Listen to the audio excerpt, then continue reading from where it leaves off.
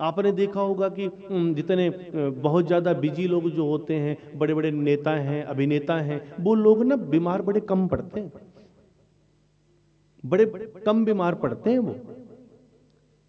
वो आपकी तरह रोज बीमार नहीं पड़ते, वो कभी कभार बीमार पड़ते हैं। क्यों? कारण क्या है? उनके पास ये सोचने का ही टाइम नहीं है कि मैंने बीमार होना है। और हम लोग हर वक्त क्या सोच रहे हैं? खाली बैठे हुए हैं, काम कुछ है नहीं, खाली दिमाग, शैतान का घर। फिर ऑटोमेटिकली आपको लगने लगेगा मेरी पीठ में दर्द है, आपको लगने लगेगा मेरे सिर में दर्द है।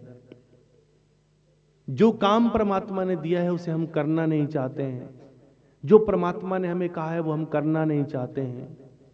हम उसमें खुश नहीं है जो हमें मिला है, जो हमें नहीं मिला है हम उसे पाना चाहते हैं। जो अपना है उसे हम पकड़ने को तैयार नहीं है, जो अपना है नहीं उसके पीछे हम भाग रहे हैं। यही जीवन का सबसे बड़ा दुख है।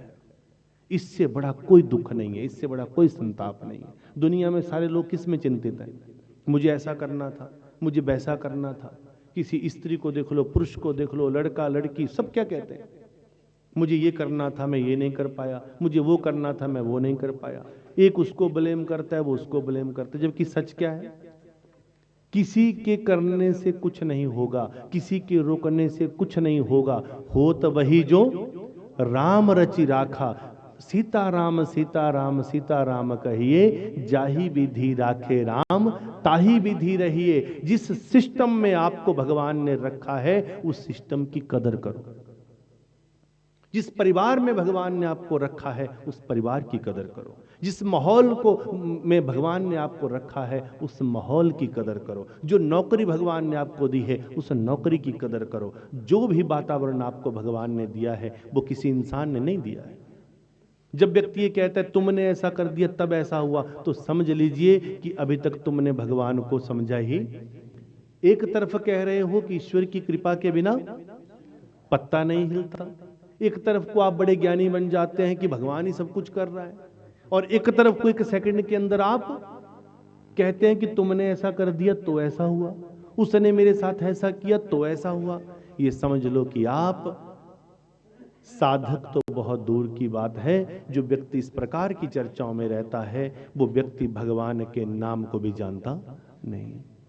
खुश हो जाओ उस माहौल में, जो भगवान ने दिया उसमें खुश हो जाओ, जो भगवान ने दिया उसमें आनंद फील करो।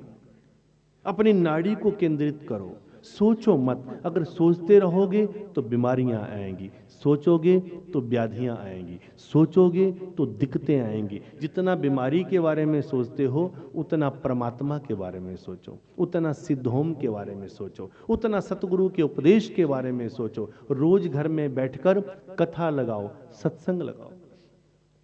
बाहर भी बैनर लगा है, गेट के पास स्क्रीन लगी हुई है, तो वहां पर कोड लगे हुए हैं। आप अपने गूगल लेंस को ओपन करो और उससे उस कोड को स्कैन करो। एक सेकंड के अंदर आप गुरु महाराज जी के सत्संग से जुड़ जाएंगे, चैनल से जुड़ जाएंगे, फेसबुक पेज से जुड़ जाएंगे एक सेकंड के अंदर। तो उसमें ऑटोमेटिकली रोज आपके पास नोटिफिकेशन आएगी। जो भी सत्संग आता है उसको सुनो। हर वक्त अपना काम करते रहो, सत्संग सुनते रहो। रोटी बनाते रहो, सत्संग सुनते रहो। गाड़ी चलाते रहो, सत्संग सुनते रहो। ऑफिस में काम करते रहो, सत्संग सुनते रहो। जब आप घर का काम करते समय फिल्मी गाने सुन सकते हो, आप साथ में म्यूजिक सुन सकते हो, तो आप सत्संग क्यों नहीं सुन सकते हो? जुड़ जाओ उसके साथ, रम जाओ उसमें। जब उसमें रम जाओगे तो जीवन आपका ऐसा परिवर्तित हो जाएगा कि आपके शरीर में बीमारियों को आने के लिए समय ही नहीं मिलेगा।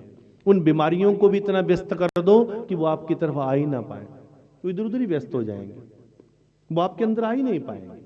उन्हें पता लग जाएगा कि आपके शरीर में उनके आने के लिए कोई जगह दोगे तो वो अंदर आएंगी ना।